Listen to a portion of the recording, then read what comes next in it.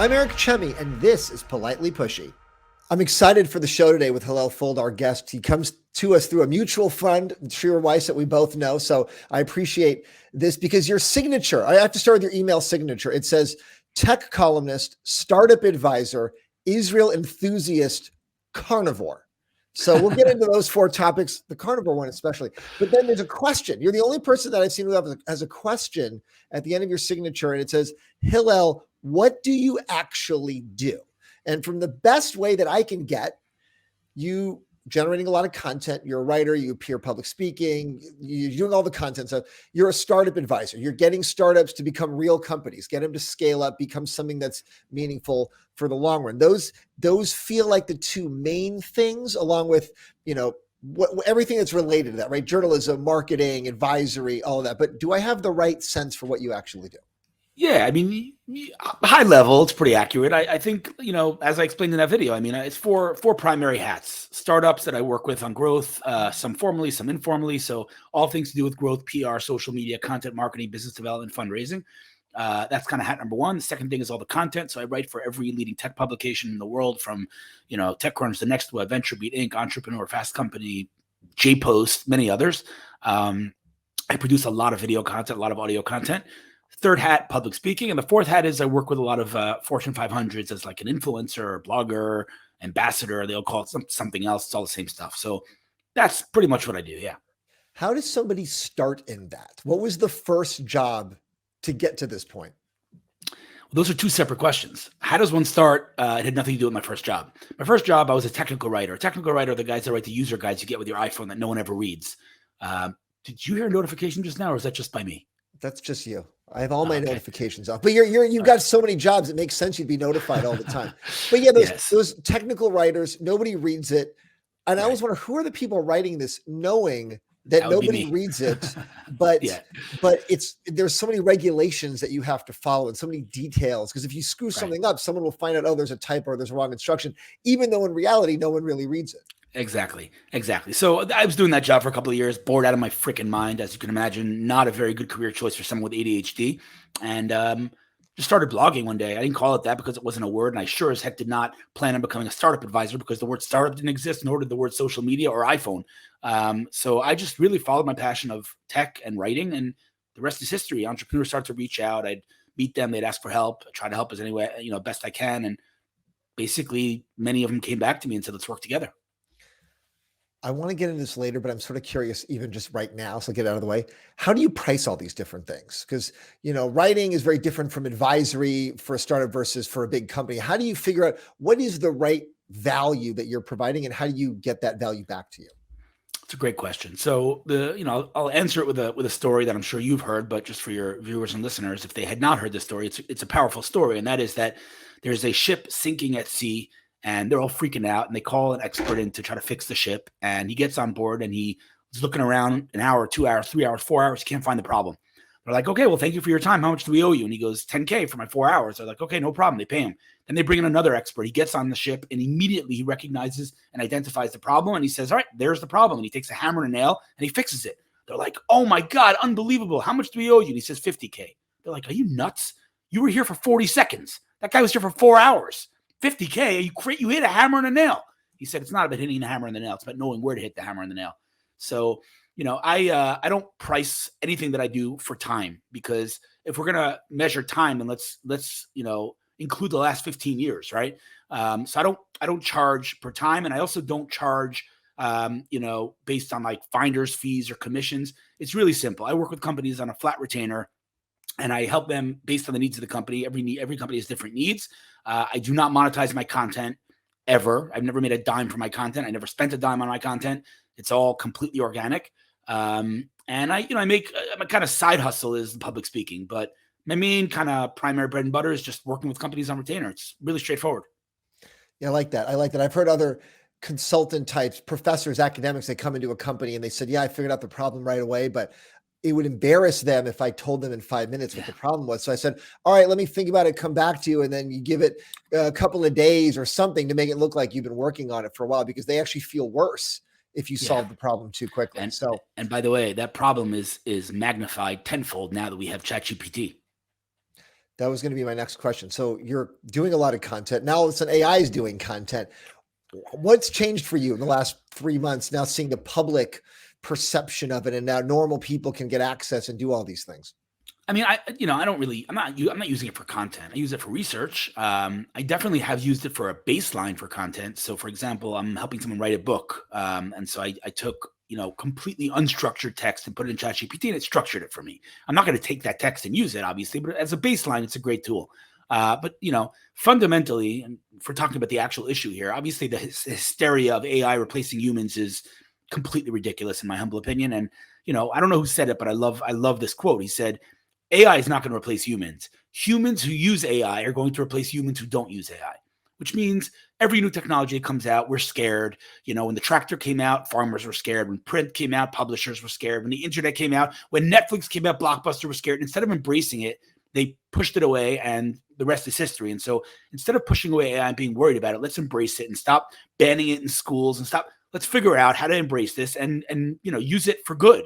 And I think that at the end of the day, obviously AI is not going anywhere, and we just don't learn lessons. As humans, we just don't learn our lesson. Every single time you make the same mistake. So, I think it's remarkable what AI has done in the past couple of months. Just the leap we've taken forward has been, in my opinion, bigger than the leap since AI's inception.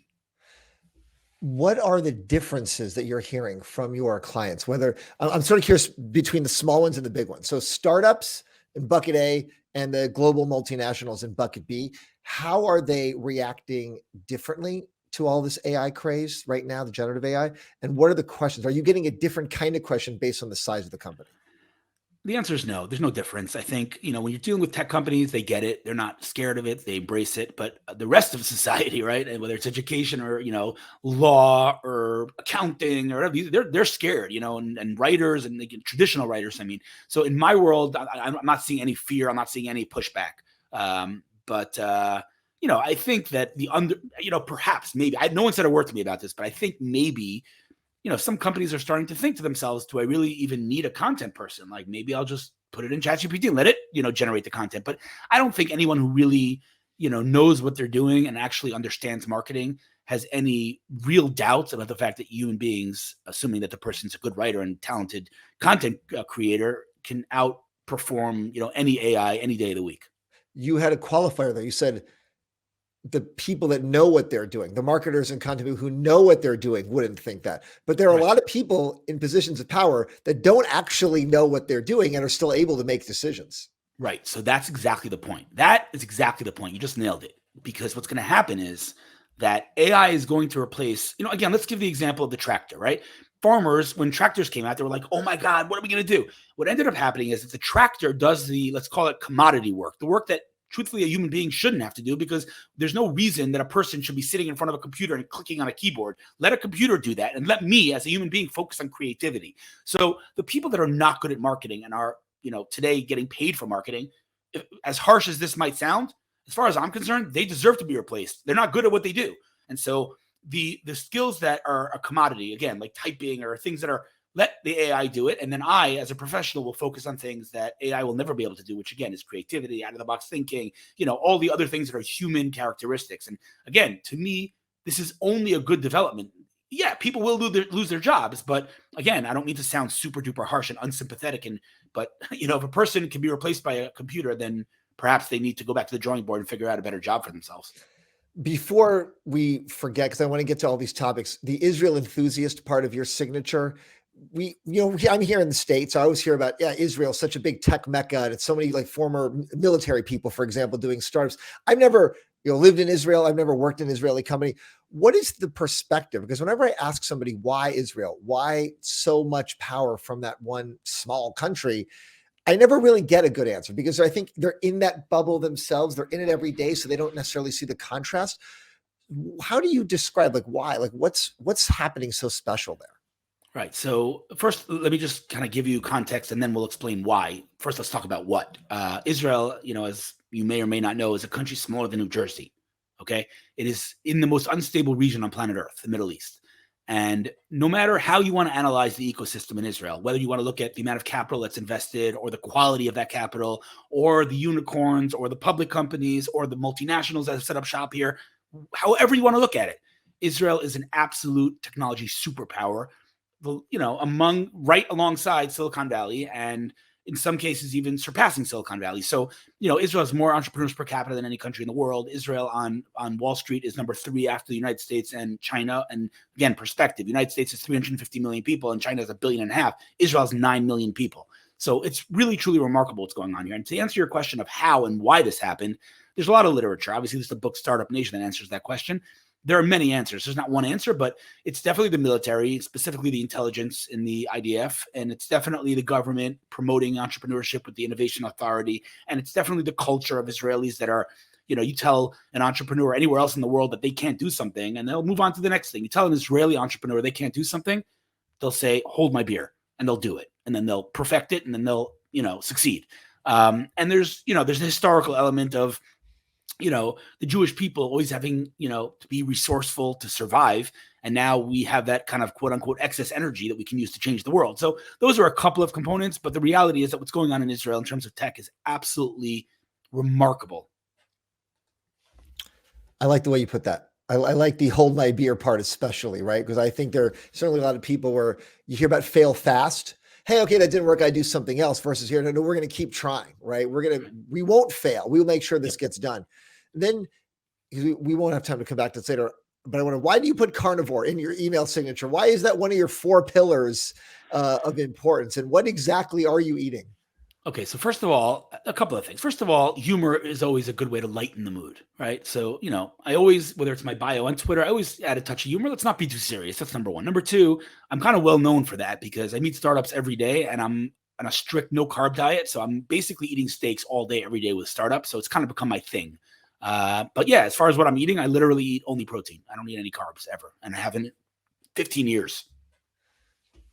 You're my hero. You're my hero. Any fruits, listen, any veggies? No. Fruits are carbs. Listen, man, if I ate the way I eat with my appetite and I eat carbs, I'd be 400 pounds. Like literally. I'm not exaggerating.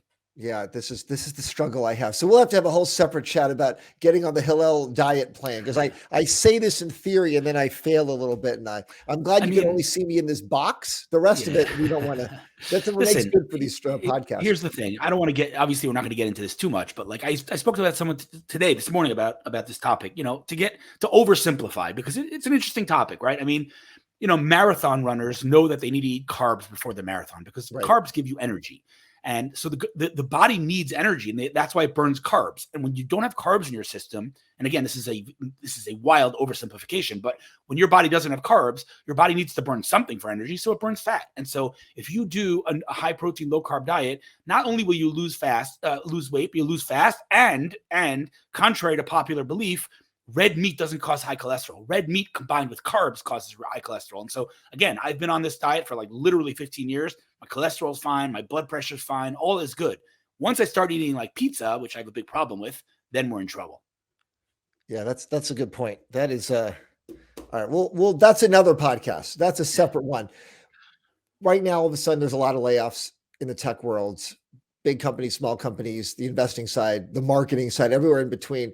What's your perspective on navigating this right now? I'm sure there's a lot of people concerned, or maybe people even looking at, hey, do we need to be paying Hillel his retainer because we're looking at everywhere that we can find a place to cut costs? Yeah, I mean, listen, there's no question that the markets right now are not very sympathetic, to say the least. I don't believe that there was a bubble that burst. I don't find that to be accurate because the amount of technology, bubble implies that it was just like hot air and there was nothing real there. And that's clearly not the case. Having said that, there was a very big, I don't know what to call it, a gap, not even a gap. There was a problem. I mean, there was a real problem when you have companies that are worth billions of dollars, literally without a product. I mean, that's not okay. There's something wrong. And so when you look at companies that are worth hundreds of millions or billions of dollars with, revenue that completely doesn't align, or there's no correlation between the revenue and the valuation of the company, there's something wrong. And so, I think at the end of the day, the market's correcting itself right now. And I think long-term, this will be a good thing. In the short term, it's going to hurt. There are going to be layoffs. There are going to be down rounds. It's a problem. But long-term, I think this is a good thing. And I think that the market needed a correction for many years. Your role as a tech advisor, how has it changed over the last couple of years from the peak to right now? Is there a difference in tone in what people want to ask you about? Yeah, I mean, more noise, right? There's a lot more noise in our feeds, and we are all overstimulated, and no attention span, and ADHD is rampant. So you need to capture people's attention very quickly. And I don't want to sound cliche, because marketers ruin words because we overuse words, and one of those words is value, right? Well, we value, like, it's one of those words, but there's no better way to say it. If you focus on, not on yourself as a company or as a person, but on the value that you create for your customer, that's when you win. I mean, I don't know, I heard a story recently that I think sums up literally the entire world of marketing in one story. So real quick, a guy has his parents' 50th anniversary. He gets in his tuxedo. He's ready to go, and he takes, extra time just to make sure. He opens his garage and it's pouring rain outside. All right, no problem. I have time. He gets in his car, starts driving slowly. All of a sudden, he pops a tire, right? Flat tire. He calls a tow truck, and he waits 10 minutes, 20 minutes, 30 minutes. He's like, oh, all's good. I have time.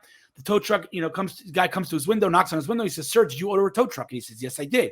The guy says to him, you just made the best decision of your life. And the guy's like, why? He goes, we are the best towing company in America. Our vehicle that's about to tow your car, we've been working on that vehicle for 5 years. It is cutting edge technology. And those tires were created with Continental for the last 7 years. We've been built. The guy's like, dude, what are you even talking about? That's scenario one. Scenario two, the guy knocks on his window and says, sir, did you order a tow truck? He says, yes, I did. He says, well, our motto is get you on the road in 15 minutes. Which one of those two is he going to remember that night? Who's he going to tell his friends about? Clearly the second one. Why? Not because he spoke shorter, because the first guy was talking about himself, and the second guy was talking about the value for the customer. And this might sound trivial and obvious, but I think both of us as marketing professionals understand that it is anything but. I like that story. I haven't heard that one. I think it's a good reminder when we get it out of our own worlds and we hear like, no, I need to get this car towed and get going here, right? Like, I don't actually want to hear the rest of this stuff. What can you do for me? And I don't really care about what you've done for yourself. So I think it's good when you put it in those terms. I mean, I'll just say one more thing, and this is a topic we could talk about for hours. But if you recall, when Steve Jobs announced the iPhone, he chose one specific graphic to show behind him, if you recall, and that was smartphones, how they looked until today. Right. And he said, what do they all have in common? They all have one thing in common: the keyboard. And he's like, why should a keyboard be there all the time? If I'm not typing, I don't want my keyboard there. And so the concept is very simple. Good technology is transparent. I don't care about your algorithm. I just care that it does what it's supposed to do, right? And so when I meet entrepreneurs and they start telling me about their algorithm, about their machine learning, computer vision, I'm like, dude, stop it. Like, no one cares. Google didn't have technology. Facebook didn't have technology. Twitter didn't have technology. Uber didn't have technology. All they have was execution. That's it. So, I think technology is irrelevant. And I think at the end of the day, you focus on the value you can give your customer and you win. Yeah, that's just so well said, right? We see it on my side of the business too. The companies that they want to get press attention. It's like, look, but the media, they're not your buyer. They're not your investor. They want to tell a story. Right? They usually don't have a technical background. They have a storytelling background. So give them a story and don't give them a feature list. You're 3% better scale and execution. Like, it's just, they're not going to write about that.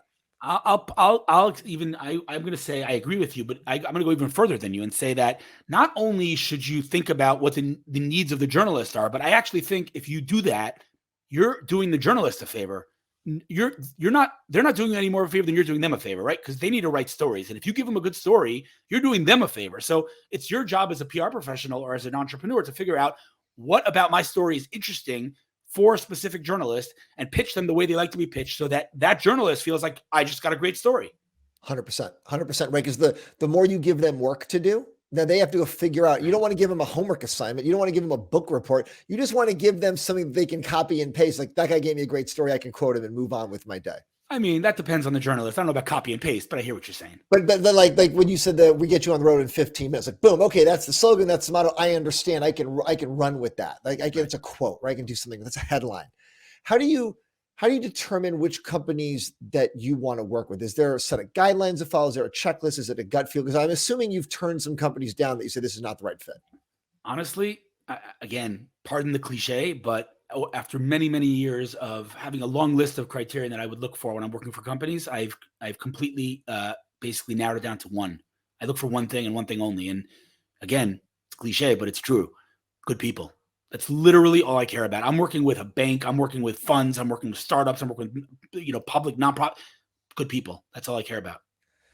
How quickly can you decipher that? Because sometimes people can seem good, then they're not, or they can seem bad and they actually turned out maybe they just have a, their front facing appearance isn't great, but they're actually really great people on the inside. 30 seconds. Really? 30 seconds. And I would say I've had a 90% track record, 90% success track record. I've made some mistakes. I've worked with people that I shouldn't have worked with because I was blinded by their technology or blinded by their investors. And I kind of shut down my instinct or my inner voice that said, don't work with this guy. But generally speaking, in about 30 seconds, I could look in someone's eyes and say, this is a person I want to work with. It's impressive. Yeah. 30 seconds for 90%. That's a great ROI, very efficient use of your time. At that point, it's not worth the extra time to get to 100%, right? If you can just quickly decipher that, that's not bad. Talk about some of the mistakes that you've made, hard learned lessons, things you might have done differently in the past. Oh, I mean, I don't even know where to start. The list is very long. Pick something from today. I mean, let's start with the fact that my first job, or I should say my first tech job, was at a company that operated in the mobile advertising space. And I was one of the first employees. I had significant equity in the company. And when I left the company, I had to lay out like 10K or something, like not even a big amount, but I was like, I don't have 10K lying around. So I'm not going to buy my options. The company got acquired for $900 million. So, that's just one of many. I've said no to some companies that were sold for billions. But the truth is I don't really view that as, I don't regret those things because at the time I made that decision, which was at the time the best decision for me. But no, I've been wrong about things. Listen, I famously, Business Insider wrote an article about this. I famously said that Windows Phone is going to succeed. I was all bullish on Google Plus. Like I've made mistakes in my career. Yeah, those are certainly some buzzwords from the past, right? Google Plus, Windows Phone. The options are very tricky for people, right? It's like, hey, now I got to put money. It's one thing to have equity. It's another thing to have options. How do you advise people when people are coming to you and say, hey, Hillel, I'm trying to figure out what kind of package to take, options versus equity versus cash, structures. What kind of advice are you giving people? I know it's very personal, like depending on the size of the company and the track record, but are there common themes that you notice in those conversations? It's so personal. I don't even think it's personal on the company side. It's personal on the person's side. Right. If this person has a family they need to feed, like options are very nice, but you don't pay for groceries with options, right? So, it's a question of prioritization. Do they need income? And if they need income, how much income do they need? I met with someone yesterday who led marketing at, I'm not going to name the name of the company, but one of the biggest companies in Israel. And she was offered a lower salary and much higher options, or a very high salary, no options. She chose the middle ground, and the company's worth billions now. So, it really depends on the company, depends on the person, depends on their needs. I mean, there's no right answer to that question. What is catching your eye these days? What are you reading? What are you most excited about in terms of conversations and, the tabs open on your browser at the moment? So I think, where we'll feel like we're in the future the most is obviously autonomous driving, right? I don't know if you've had the experience of driving in a fully autonomous car. I'm not talking like Tesla. I'm talking fully autonomous, like literally I haven't done like the full robo driving. I haven't been in that yet. So I did. I sat in a next generation demo car where we drove for about 45 minutes, merging into traffic and you name it, in a fully autonomous car. In Israel, where was this? In Israel, yeah. It blew my mind. It absolutely, I mean, we could talk about autonomous cars, but until you experience it, you can't even imagine. It's wild. So that's going to change everything. That's number one. Number two, you think about all the Tesla FSD controversy about, they're crashing into people, the government regulations, it's not really ridiculous. Full. Yeah. It's ridiculous because, you hear about these stories because they happen one off here and there. There are 50 billion people dying on the roads every single day. Are you kidding me right now? Like even right now, when we're not even there yet, autonomous driving right now is endlessly safer than human beings. So I think it's just hysteria. But in addition to autonomous cars, I think there are two verticals that really excite me. The one is I'd call it human computer interaction, right? The way we interact with our devices. I mean, right. I don't know if you think about this ever, but do you understand how primitive and archaic and ridiculous it is that we use a mouse in 2023? A mouse, and you know what? Forget mouse. We think of our cellular devices as these like supercomputers are so advanced.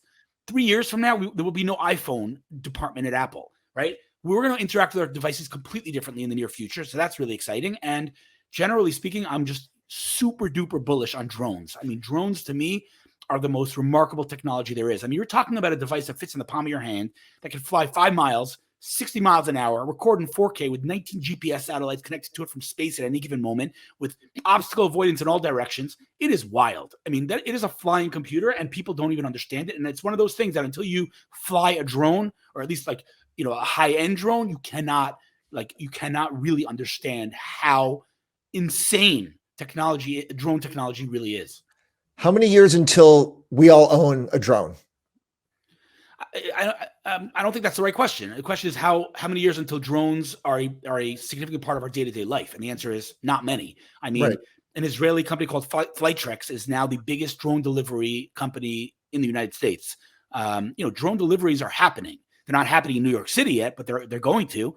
And so, I've met companies that have devices, have drones that could pick up human beings and evacuate them from war zones. I've met companies in the drone space that are doing unbelievable things. I mean, I met a company recently that works with, in the military space, and they basically built their own drone that can be, for lack of a better term, launched from like a bazooka kind of cylinder thing.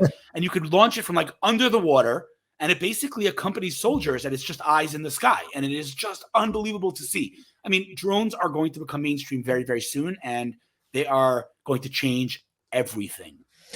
You said in 3 years, Apple won't have an iPhone department. I assume you're exaggerating. Am I? You tell me. I mean, we know that Apple's AR glasses are coming out, Right. within the next 12 to 24 months. That's not even a question. And this, I mean, when Apple does something, that's when things go mainstream, right? And so, every single consumer electronics company without exception is building glasses now. They're all doing it. Obviously, Microsoft, Google, Apple, everyone's doing glasses, right? Samsung, everyone. So I don't think there's any market experts or analysts out there that have any, debate about the fact that glasses are going to be the way we interact with our devices in the near future. Whether it happens in a year, 2 years, 3 years, or 4 years, that obviously I can't know. But I'm pretty sure that Apple's AR glasses are going to replace the iPhone in the near future. There'll be a whole different world. I have little kids, 4 and under, and I think about the world that I grew up in, right? Growing up in the 90s, the world they're growing up in now, and what the tech is that they're going to have by the time that they're middle school, high school, college is going to be so different. Like we thought we were so different from our parents, and you wonder if this will accelerate and change even more than our Delta 20 years ago. I mean, dude, you understand that your kids and grandkids are going to laugh at you that you use the steering wheel. You do understand that, right? There will be no steering. When your kids are driving, there will be no steering wheels. Right. I mean, it's sort of like with when we had automatic transmission versus the older people had manual transmission. Like, why are you shifting the gears? It just does it for you. No, but like also, I mean, again, think about our mobile devices. I mean, we don't think about this because to us, like the iPhone changed the world. But like, if you really think about it objectively, like try to think about this objectively. Do you understand that, like, objectively speaking, the behavior of walking around in the street with a slab of glass in your face that you're swiping and tapping and not looking at what's in front of you is ridiculous behavior. And so that's going to change. And again, we think of it as this like cutting edge supercomputer. Our kids are going to be like, you walked around with a piece of glass in your face. Right. Like, why are you holding that thing? You're not even looking where you're walking. Right. So, and maybe it'll be a good thing because I see all these kids walking to school down the street and they're not looking where they're going and they're hunched over doing this. Maybe this tech will actually be an improvement for their lives. So it's going to be wild. Hillel, I appreciate the perspective. It's going to make me think a little differently outside of my bubble about what you're working on, what you're talking about. Thanks so much for the time. This has been great. Thank you so much. And keep doing what you're doing. And if I could help with anything, you know where to find me, man.